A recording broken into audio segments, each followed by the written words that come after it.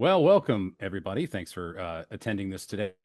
And a special warm welcome to everybody's AI note takers who are all filing in dutifully as ordered. And I always try to be polite to them because probably by this time next year, I'll be working for an AI note taker and not the other way around.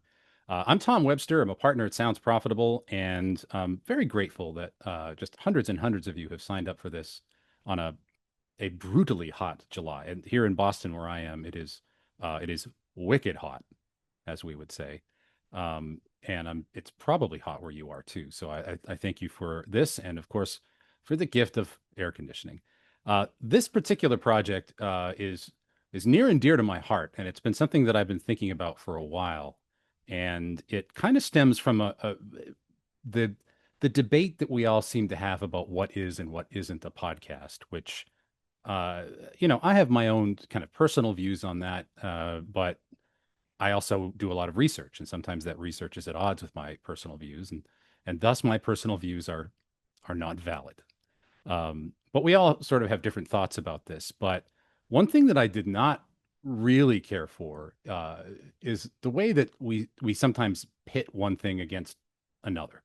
This is a podcast. This isn't a podcast. Audio versus video, and uh, we can't just wish everything to be everything else and everything to mean nothing. Although we are hurtling towards the blankness of the void day by day, we all have to get along. And so I thought about this space, and I thought about it not as drawing fences and lines between things, but initially as a federation of states. And the internal code name I had for this project way back when we started to conceive it was the Federation Study. Terrible marketing name, so that's not what we used here. And it's, if that makes you think of the Federation as in Star Trek, that wasn't my first thought, but it's not far from the truth, right? The Federation of Planets are a group of worlds that have their own laws and their own different species and people, but they all kind of row in the same direction when it comes to the kind of greater good. And so with this project, what I set out to do was not draw lines between things, but take a step back, put the creator at the center, which really the creator is at the center of all of this, and just look at how the pieces fit together. Every piece plays a part. Every piece plays a positive part. I'm glad I have a pop filter on my microphone because that was a plosive festival. And by the way, this is, as always, live. We always do these live. You show up for me, I show up for you, and I'm very grateful for that. But with this project, ultimately, I wanted to take a step back and put the creator at the center and try to map the ecosystem and how everything kind of plays its part. Because every part of the podcast ecosystem, whether it's audio or video or clips, and we're going to get into all of that, plays some positive role, right? Some things are better at things than others, right? Some things are better at reach, some things are better at engagement, but they all play a role. They all rotate around the creator, and ultimately, to the audience, they never draw these lines. The audience sees the creator and the ways that they can engage that creator in every way possible, whether that's with their newsletter or with clips or with their podcasts. So uh, ultimately, this is really just a project about thinking like the audience does.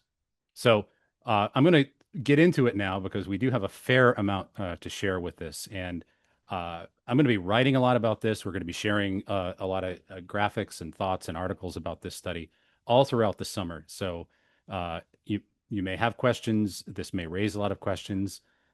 Hopefully, ultimately, in the fullness of time, before we all hurtle into the blankness of the void, all of these questions will in fact be answered. So uh, before I get into the research, though, I really want to thank our research partners. None of this would be possible without the contributions of BetterHelp, NPR, SiriusXM Podcast Network, American Public Media, and ESPN Podcasts, and of course our great research partners at Signal Hill Insights who contributed so much to this project. So thank you to all of those entities who make this possible, make it available freely for you, and this is intended for you to share. It's my hope that if this has any value to you whatsoever, share it. Put it in your media kits.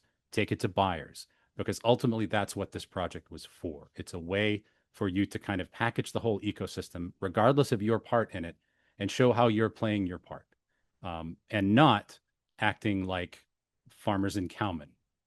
And that was one of the first things I thought about when I was thinking about this project was I thought about the musical Oklahoma. And, Rodgers and Hammerstein may not be as quite as popular now on the YouTube. But for anyone who ever saw Oklahoma, it was the story of the farmer and the cowman. And the farmer and the cowman did not get along, and they should get along. They share the same territory. Farmers married ranchers' daughters, and ranchers married farmers' sons, and they shared the same territory. They shared the same resources. They shared water, but they fought.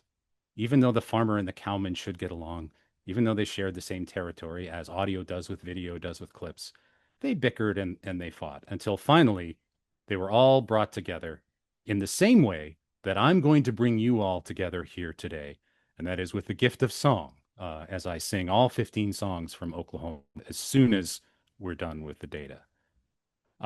I promise not to do that. And thank you to my friend Steve Garfield, who put Tom Webster and Michael McDonald into ChatGPT, and I think this is what came out. So ultimately, podcasting here has evolved into what I would call a federation of interconnected creator-led experiences. There are distinct territories. Today, we're going to look at audio podcasting, video podcasting, clips, social media and social distribution, and even a little bit about newsletters. And we may do more about newsletters in the future. I just have a couple of data points today. But the creator is the connective tissue here. And the whole system is what you need to look at. And if you're a buyer, if you're an advertiser, you need to look at the whole system. But also, if you're a creator, you need to look at this entire system because all of these pieces do something different. And the best chance of success that you can have is to be utilizing all of these. So this project was based on a large sample. This is brand new data. None of this has been released before. This is a brand new project. It's loosely based on the advertising landscape, which was our big ad-based study last year. But this one is really, really focused on the channels that orbit the creator here. But very large sample, 5,061 adults 18 plus, and all of this is based on ad-supported media. So anybody in this had to use at least one ad-supported creator or media platform in the past 30 days. So for example, when you see the monthly reach of audio podcasting and video podcasting, and that number is lower than you have seen for podcasting overall, remember that this is ad-supported podcasting. And the overwhelming majority, well over 90% of podcasts, have no ads at all. So it's entirely possible to float through your week listening to podcasts and actually never encounter an ad, something which I know many of you on this webinar are trying to fix. So the creator, as I mentioned, is really at the center of this. They are the connective tissue, and that's what the audience is focused on. The audience is not channel focused as much as we think. In the early days of podcasting, when people were into podcasting because they were into podcasting, they may have been more channel focused, but really it's about the creator. And all of these elements that circle the creator have varying roles to play. We're going to talk about audio podcasting, video podcasting, clips, social platforms, and newsletters. And we're going to wrap all of this up here at the end with a look at how the advertiser can connect them together. But keep in mind, if you are not a buyer, if you're not a brand, if you are a creator, all of this really applies to you when you think about how am I going to launch my show? How am I going to promote my show? Some of this really plays off of the last report that we put out about discovery. This is an entirely different data set, and it reinforces that because discovery has changed just as much as the entities, the sort of federation of territories that surround the creator has changed and evolved over the last few years. So let's start with audio podcasting, and this is really the trust engine in a lot of ways, although video does very well here too. But it's also a companion medium, and that's something that I know my friends in the radio industry have always touted about AM/FM radio. But audio, period, is a companion medium, and I'm going to have some great stats to show about that. Let's start with reach, though. And again, this is ad-supported reach. The job of podcasts, video podcasts and audio podcasts, reach is not what they are strongest at, right? If you look here at what is strongest, especially in regards to the ad-supported platforms that rotate around the creator, YouTube and Facebook are absolutely the kings of the hill, the kings of the hill here, right? That those are significant numbers with adults 18 plus, massive usage. Those are really the reach engine. You also see Instagram and TikTok, and in certain demos, certainly in younger demos, Instagram and TikTok. Instagram surpasses Facebook in younger demos. TikTok is getting there, so this can vary by demography, obviously. But the role of podcasts here is not a top of funnel reach engine. So when you think about how all of these things rotate around the creator, starting with just the audio podcast, I'm just going to start an audio podcast. You're kind of starting in the middle of the conversation, right? Your potential for reach is a little bit lower.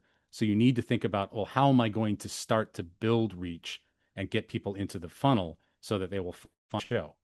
And similarly, if you're an advertiser, you also have to think about how your messaging differs in a reach-based medium versus something that is a little bit more focused on trust and engagement. Where audio really shines is in attention and also in listening contexts. So when you ask people, when you're listening to an audio podcast, are you paying full attention, mostly paying attention, split attention, or just having it on in the background? 77% say they give it their full or nearly full attention. But more important than that, only 5% say it's in the background, right? That it's just a passive, lean back background activity. If you compare that to something like music radio, whether that's streaming or AM, FM, that is overwhelmingly going to be background. So audio podcasts are absolutely the attention driver here. And you see that in the top contexts for consuming audio podcasts over at the right: exercising or walking, doing housework or chores, commuting or traveling, and cooking. Those top four all share something in common. They are extended low distraction windows, right? They're extended low distraction windows.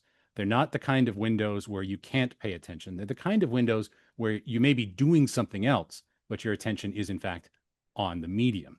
So audio podcasting is absolutely an attention driver. And when you put all of those contexts together, the real, I guess, eye opener here is one of the biggest differences between audio and video is that audio podcasting goes where video podcasting often can't. And you look at the gaps here between audio and video with exercising or walking. Could you watch video podcasts while you're walking? Yes, if you like getting hit by cars, and some of you do.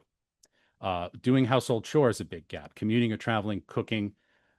Basically, if you look at all of the hands busy, on the go, can't use a screen moments, audio outperforms video 78% to 55%.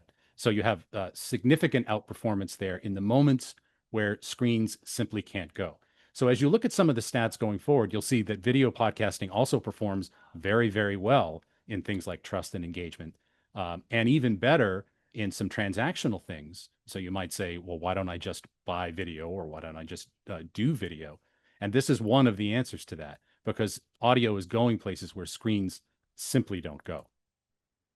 One of the places where audio leads everything is in credibility, and you really see that in the box at the left when we ask people to agree whether or not the audio and the advertising, the experience, the content was accurate and factual. These are what we call top two box, which is strongly or somewhat agree. You get audio at the top here at 58%, video podcasting, that's video podcasting, at 55%. YouTube in general, which includes everything that's not podcasting, at 50. And then Facebook is all the way down at the bottom at 36. Do you never feel misled by the advertising on these media platforms? TikTok, video podcasting, and audio podcasting are really at the top of that one.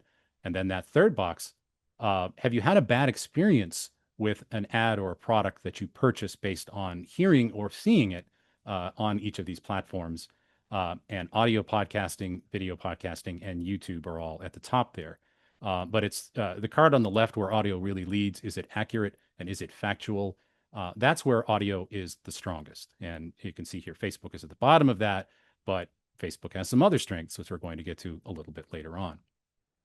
One thing about audio and video, people finish what they start. And this is especially true with audio, where it received the highest response here. Do you almost always Do you finish almost always finish an episode? 38% of audio podcast consumers say they do for audio. 36% of video consumers say they do for video. Basically, 71% of audio podcast consumers say they almost always or more than half the time finish an episode. And that's just a little bit lower with video podcast consumers at 69% for video podcasts. So this is committed behavior. This is attentive behavior. It's not background noise. And this is one of my favorite stats in the whole project, really, and it's also one of the largest gaps here between audio podcasts and video podcasts. And that's, uh, do you question the claims that you hear on the advertising? How often? Most or all of the time. And for this, the lower is better. 31% of audio podcast consumers say that they question ad claims that they hear on podcasts most or all of the time. And that's significantly higher with things like Facebook and Twitter. And even with video podcasts, that's 38%. So this is what I would refer to as reflective skepticism, right? Just people listening to an ad and going, well, that's bunk. You have the lowest percentage of that with audio podcasts. And I think that is primarily because of the parasocial relationship that hosts and the audience often have.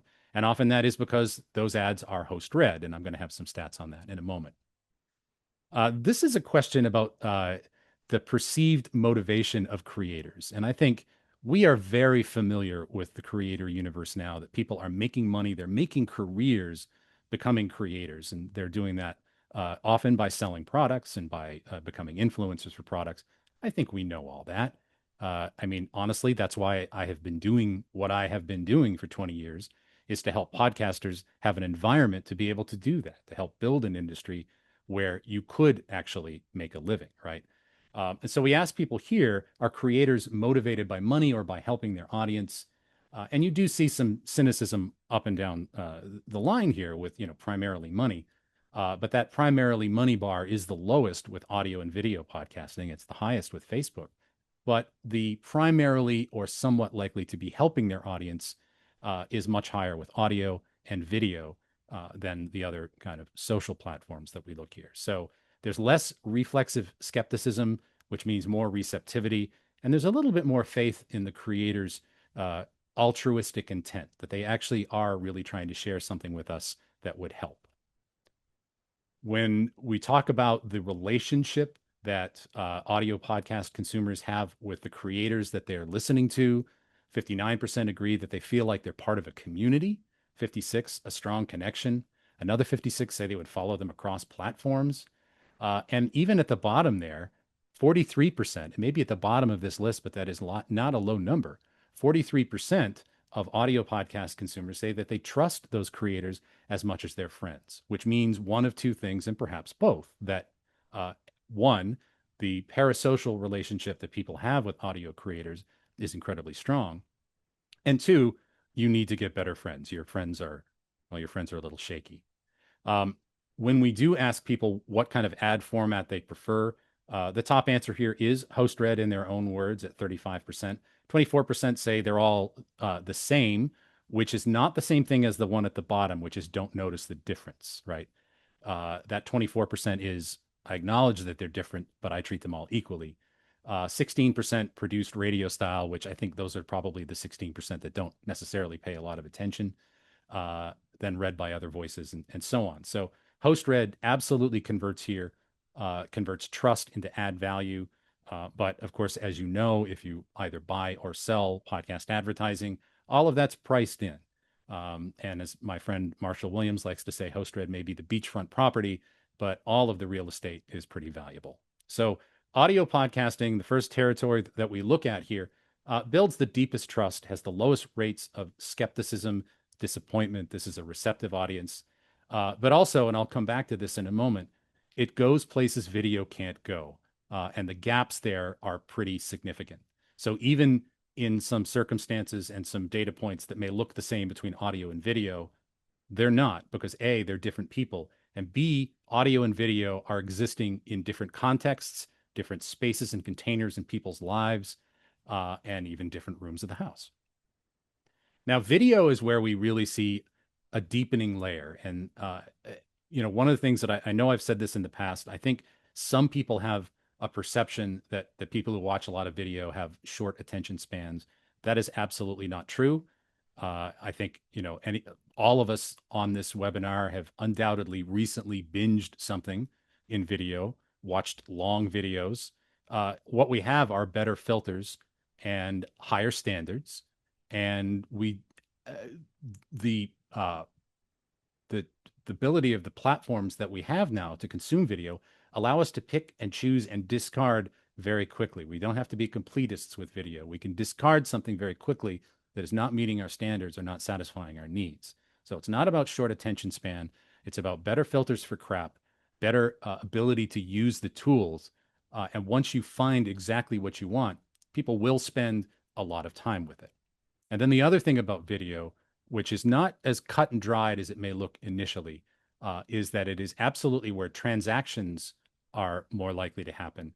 But that's not necessarily endemic to video, and it's more endemic to the fact that there are more transactional surfaces with video. And I'll get to that in just a moment.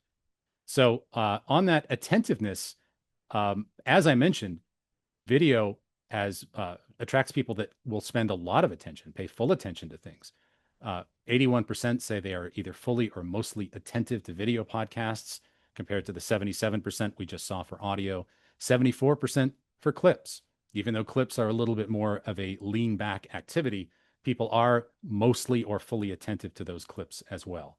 And if you look at the contexts where video podcasts are consumed, these aren't necessarily exercising or walking, which is way, way down the list. Thank you for your safety. But relaxing with dedicated attention, that's actually the highest score of any context score for any channel in this entire study. Relaxing with dedicated attention. That means that the top answer here for context is you are sitting down, probably, or standing, and and watching the video is what you are doing. You're not doing something else. It is what you are doing. Then you also see eating or drinking, uh, killing time while waiting, falling asleep in bed, and those may be some of the more passive activities. Although people will watch actively and attentively until they fall asleep or finish their dinner. Trust is also a really big dimension here. And some of the trust dimensions that we looked at actually look as good or better for video than they do for audio. Transparency, a genuine belief, connection, community, useful information. Those are all relative to the creator. So video can have that even stronger parasocial effect, right? Because people can actually see the creator. Sometimes people like to follow multiple voices, which video makes it easier for them to do. So those positive feelings about the creator are enhanced even more on video. They're very high with audio, but they're enhanced even more on video, those kind of trust dimensions. But it's the card on the right where we see some of the larger gaps. And we're comparing audio and video here. Has listening to or viewing an ad on a podcast led you to make an immediate purchase? Video is 50% higher. Taking a screenshot, video again is about 50% higher. Written down a promo code, search for brand info, or none of the above. So video is leading here on actually driving some transactions. And it is here that I would caution you not to read that prescriptively.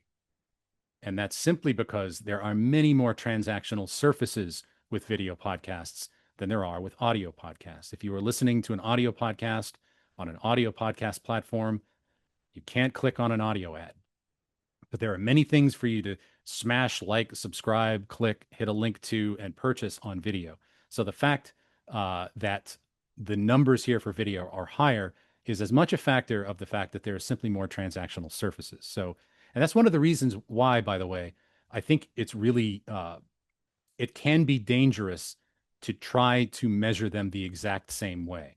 I think we can start by measuring them the same way where it comes to, what constitutes a person sat down and started this piece of content. That I think we can measure very similarly for both audio and video. If we start to go too much further down the line of saying, let's measure everything about them the same, audio is always going to be found wanting. And it's not because audio is worse at these things. It's simply because there are more transactional surfaces with video. So let's never forget that. The ad experience here, For video podcasts versus YouTube in general, do the ads feel authentic and natural? Much more likely for video podcast consumers to say that about video podcasts. Are they relevant to me? YouTube leads a little bit on personalized to me, and that's algorithmic. That makes some sense. But the other dimensions here provides useful information, memorable, and especially non-disruptive. Video podcasts specifically compared to YouTube in general lead on 5 out of 6 of these attributes. So the only edge here, again, because of YouTube's targeting advantage and algorithmic abilities with all of its content, is on personalization. But again, podcasts are often more self-selected and not necessarily algorithmically driven.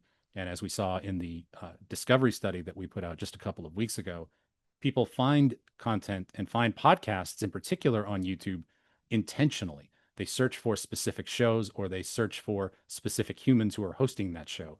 That is intentional behavior and not algorithmically delivered behavior. And I want to linger on this for a moment because, again, we've just seen some screens where video podcasting outperforms audio podcasting on a number of dimensions, and not just the transactional ones. So why would I just not produce video? Or why would I just not buy video? Well, that's because they're different humans, or or they may be the same humans, but in different contexts. 29% of the people who consume both audio and video prefer audio, and 37% of people who consume both prefer video. So if you only either execute one as a creator or buy one as a brand or an agency or a buyer, you are potentially leaving anywhere from a third to maybe half of your potential audience on the sidelines simply because of how people prefer or generally want to consume that content. So video podcasting takes that trust from the creator relationship and intensifies it through visual attention. We pay even more attention visually to podcasting, converts that consideration into behavior more efficiently, and is really the principal activation layer of this federation of territories. But what brings you to a podcast? Well, here's where clips play a really important role, a top of the funnel role. And that ability of the clip to draw you in, and we're going to measure that here really for the first time, is key to both bringing people into the advertising and purchase funnel, but also into the discovery funnel of your podcast. By platform, how many of the users of each of these platforms say that they always or often watch clips of podcasts on those platforms? YouTube leads here at 67%, which makes a lot of sense, but TikTok is not very far behind, and neither is Facebook. You can never forget about Facebook. I know I am old enough to remember the dalliances that Facebook had with actually having podcasts on Facebook.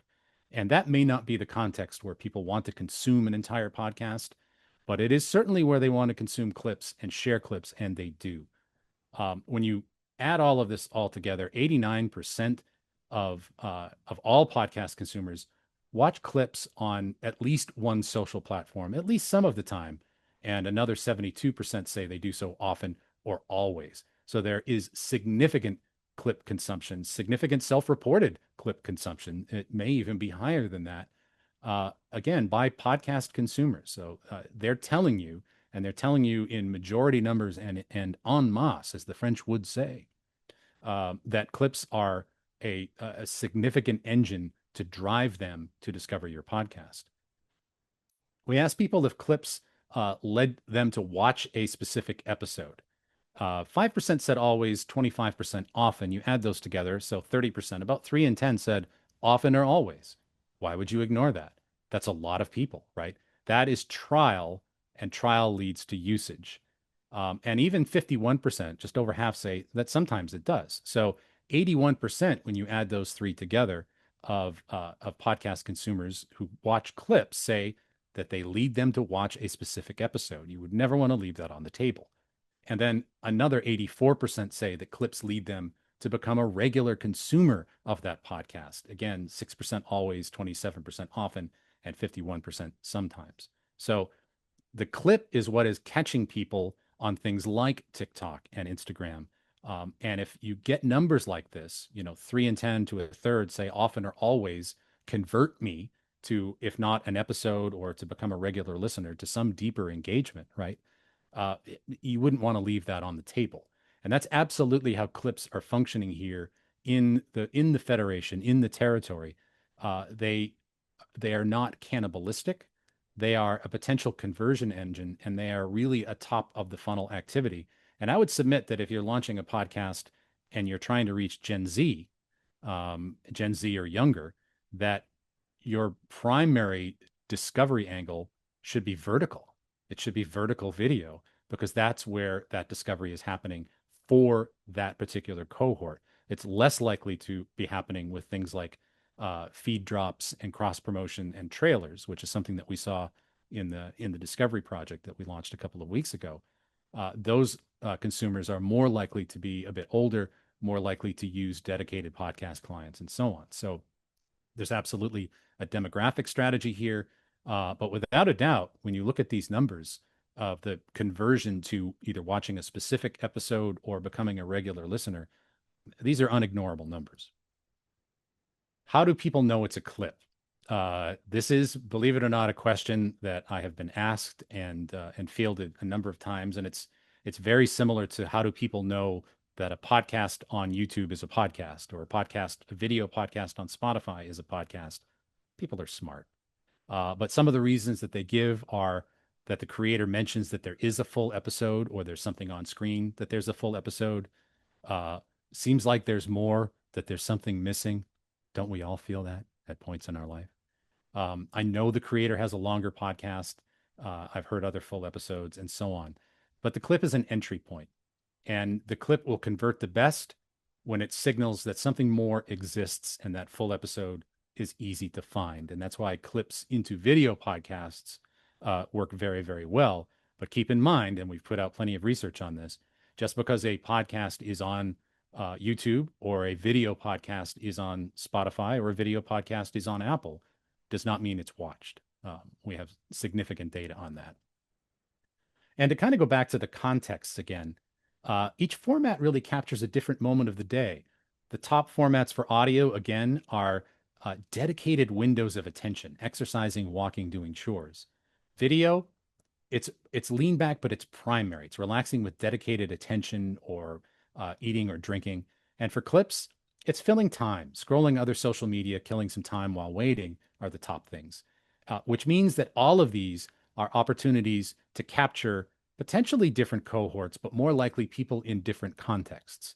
And doing only one of these things ignores the many contexts that make up the complex human, of which I think many of us are. And so you're leaving things on the table. You're leaving things on the table if you're an advertiser, not being involved with all three of these. You're leaving things on the table as a creator if you're not finding ways to address the various contexts that people have and the various containers they have throughout their day for consuming podcasts. And as I mentioned before, even though audio and video really lead with attention, you give it your full attention, or are you mostly paying attention? Clips also get a lot of attention because they are short, mercifully short in some cases. But a well done clip is very short. People will pay it their full attention, and it is in fact that full attention that leads to conversion. So even though the clip may be something that is easily scrolled by on certain vertical video surfaces, for podcast clips, people generally say that they'll give it their attention. So that's something also to keep in mind, that they don't necessarily operate like a lot of the other shorts and reels, especially if it's a creator that people are familiar with, or it's a topic that people are passionate about, as opposed to the just kind of influencer reels and things that you often see on things like TikTok and Instagram. So the clip is the top of the funnel. They may live inside the various social platforms, but they're in different contexts. People will pay more attention to them. They will convert passive awareness into active listening. And they're absolutely the discovery engine, especially today, especially with as much video podcast consumption as we have. They are absolutely one of, if not the most primary discovery engines for what we do. But they need somewhere to be shared, and that's, of course, social platforms. And I'm going to use social platform a little bit loosely here because, again, we're going to look at things like YouTube and Instagram and TikTok because there are significant social surfaces to those platforms. But this is really the distribution infrastructure. This is algorithmic scale. This is your chance to get your content in front of people that you may not have thought you would get it in front of, but the actual algorithmic behaviors and preferences of those people have allowed your content to be selected for them in ways that the other platforms don't enable. So, as important as clips are, it is the social platform that really all of this runs on.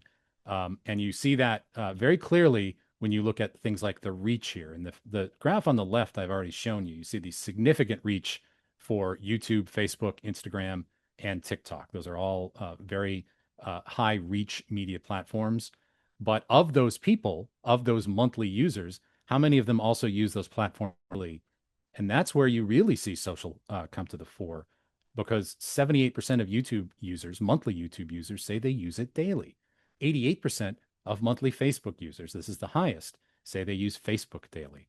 So while social media may trail on some things like trust and credibility, and we have seen all that, it is habit. Habit. These are the most likely channels that are relevant to the creator to be used every single day, to be a part of people's everyday lives. And that, again, is something that you cannot ignore. It's also something that the buyer can't ignore when they're looking at the entire ecosystem and the story that they may want to tell. And I don't think campaigns and brands do this enough. Think, uh, they may have different messaging on different platforms, but there's also potentially a linear path through those platforms, as different platforms and different contexts allow for different types of storytelling, but also uh, different parts of the story linearly, which I think is an interesting way to think about it. Where podcast content is consumed at the top here?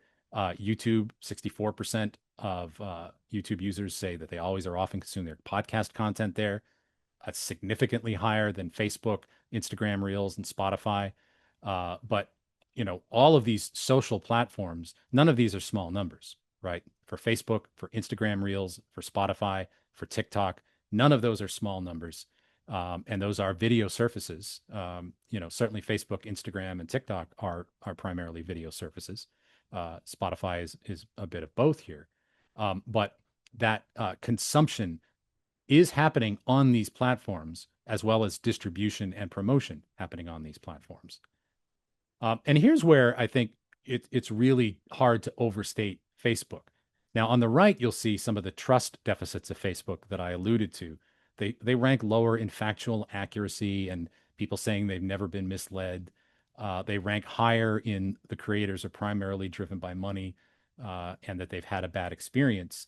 But again, monthly reach of 80, daily usage amongst those monthly users of 88, most used platform of all, 66%. So it's very difficult to ignore that. And it's a part of the ecosystem that drives everything else because it is top of the funnel for advertisers. It is top of the funnel for creators. It is top of the funnel for podcast discovery. And the surfaces that people are using may be primarily video. The vehicles that may be distributed on those social media platforms may be more likely to be clips than actual full-length podcasts. That's especially true of things like Instagram and TikTok. But make no mistake, it is absolutely the reach engine that feeds this entire cycle, this circle of life. We asked people on these various platforms if they have taken a post-ad action on all of these platforms. If you searched for brand info, visited the social media for a brand, taken a screenshot, discussed it with others, made an immediate purchase, or done none of these things, and for that you want a low score. And TikTok really does well here. Certainly TikTok and Instagram lead the way on most of these. You really see TikTok shine. Search for brand information at 39%, visited a brand social at 37%. And again, I think the reductive way to look at that is, well, I'll just advertise on TikTok. That's reductive. Another way to look at it is I can start a conversation on TikTok. I can get people interested with a clip and I can lead them to a deeper engagement, both from an advertising sense and from a content sense, if that clip converts into an audio or video podcast. But TikTok does pretty well here in a lot of these various axes of post advertising actions. And we also asked if people agreed that the ads are non-disruptive. And for this, it's not a surprise to see YouTube at the bottom. You have so many people that do not subscribe to YouTube Premium, and so they're often getting their content interrupted. But when you look at things like X, Twitter, someday I can stop asking X/Twitter, maybe. Twitch, TikTok, Reddit, Instagram, those are all higher than podcasts, right? I mean, the ad in a podcast does, of course, interrupt the content. It is less disruptive on some of these social media platforms, and so uh, that does not surprise me at all, right? It's all a part of the ecosystem, and those could be ads again, advertising the existence of a podcast. They could be ads promoting just simple brand recognition of a brand that later advertising or further advertising on audio or video podcasts can create a deeper relationship and potentially lead to transactions and things like advocacy and enthusiasm for the brand, right? But these are largely not as disruptive in terms of the advertising experience. One exception to that, I guess, is Facebook, and I think your Facebook feed is, well, it's probably toxic. And I'm not going to spend a ton of time on this particular screen. This report will be available for download pretty much as soon as we're done here. But I've put in some kind of mini profiles about the roles of some of these platforms. Instagram is great for mid-funnel reinforcement. X/Twitter is great for real-time amplification, especially with things like news, sports, and politics. There's an urgency and an immediacy to X/Twitter that some of the other social platforms don't have. So they're all meant to be used somewhat differently. And the last thing I want to look at here before I get into some implications for advertisers, and today I just got a couple of data points on this. I think newsletters are really, really important, especially with how much of our content consumption and content creation is algorithmically driven and tied to platforms that we don't own or control, and tied to platforms that we could be excused from at a moment's notice, or either from that platform changing its regulations and rules, or that platform going out of business. It's not. It's certainly not land you own. I am not one who says don't build on rented land, because rented land is where the people are. So you do need to build on rented land. But the newsletter, I think, is uh, a stealthy thing that I think every podcaster should have, and I think it's also part of the advertising uh, ecosystem and buy when you look at the creator-focused universe, because it is a relationship that's independent of the algorithm, it's independent of the platform, and it's kind of your backstop against algorithm change. And a couple of things that I want to point out here: when you ask podcast consumers if they subscribe to any newsletters, 39% say they subscribe to at least one, 24% multiple, 15% to one, and so on. And what that tells me is that there is enormous opportunity for podcasters to start newsletters, because 39% is, well, it's less than half. And again, of all of the channels that you put your content on and promote your content on, it's the most ownable thing you have. It's the thing that you have the most control over. And it's also your best way to actually reach an individual human, as opposed to, uh, a kind of inferred human that is 70% likely to be male, right? You can do your own surveys. You can do your own outreach. And newsletters here often lead people to listen to an episode. When we ask people who are podcast consumers and subscribe to newsletters, 87% say that a newsletter will at least sometimes lead them to consume a podcast. So that's an owned media backstop.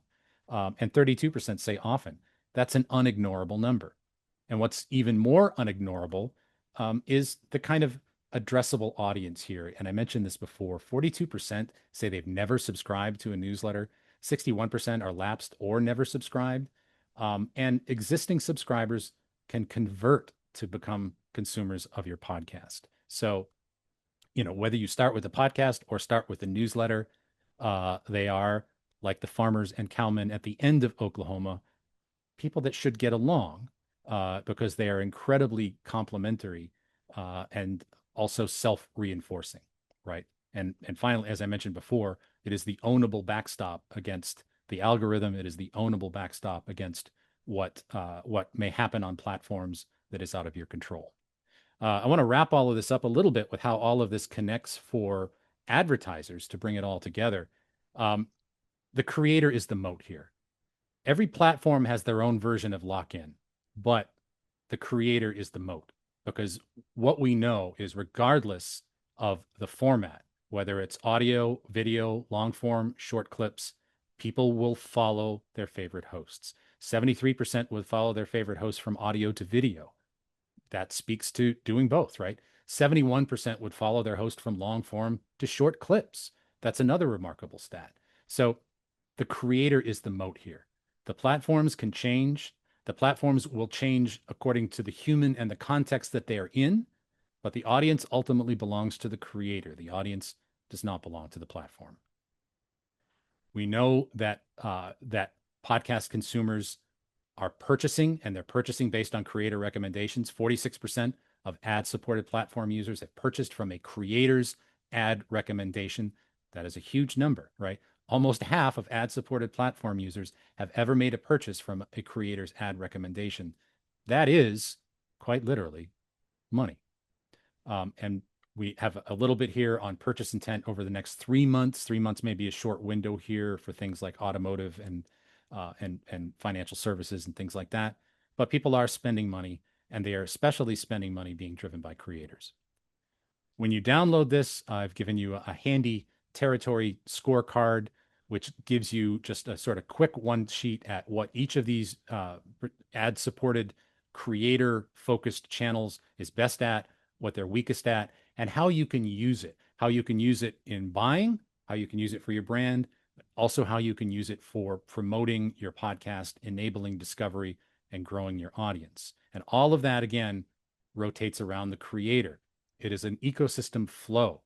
The clips lead to discovery, which leads to full episodes, which builds trust, which builds habit, which builds to re-engagement, right? All of these things continue to cycle around and drive, eventually drive things like advocacy and word of mouth and recommendation behavior. All the things that are difficult to put into your budget, like your friends and family budget, which no one has. This is how you do that.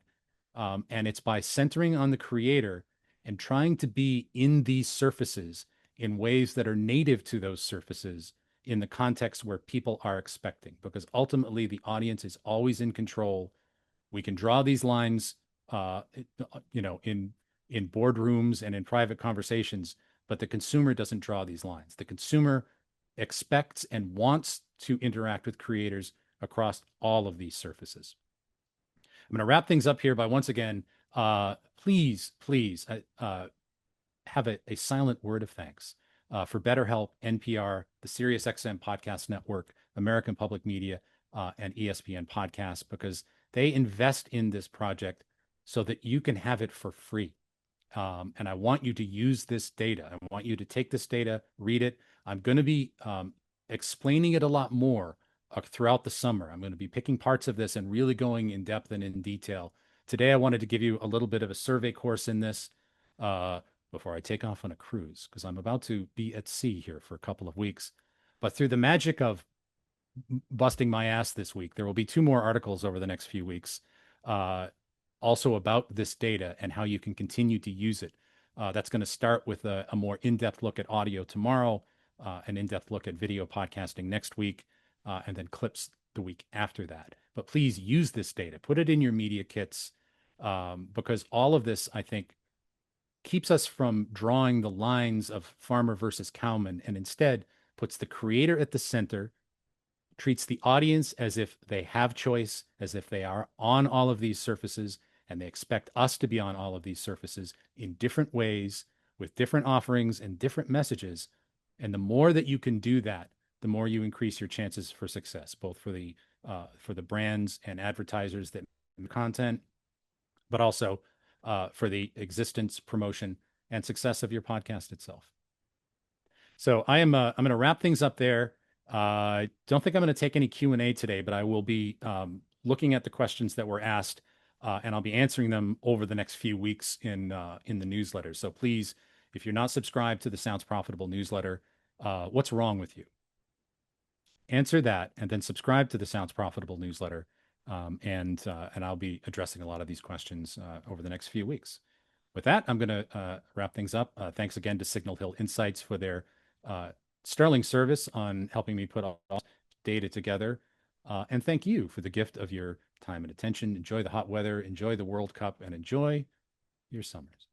Cheers.